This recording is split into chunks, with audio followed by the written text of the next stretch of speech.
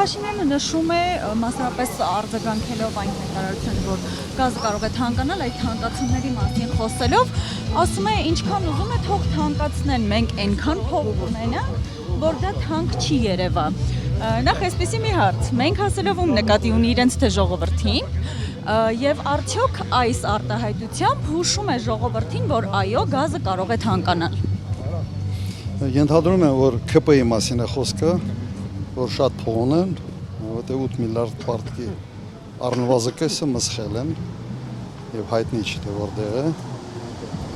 Սա առաջինը, երկրորդը իսկ ինքը ժողովրդի հետ խորհրդակցել է, արդյոք ժողովուրդը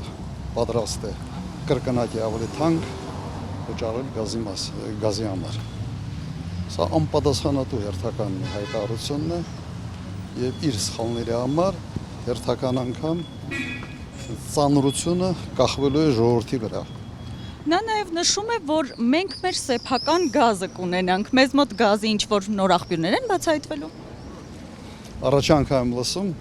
երևի պետք է իրենից հարցնել։ Չկա սեփական գազ Հայաստանում։ Ժամանակին մենք հետազոտություններ արել ենք, դա իմ ժամանակ էր,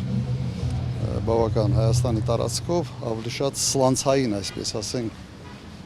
տարբերակի վրա, բայց պարզվեց, որ բավարար պաշարներ, որոնք կարելի է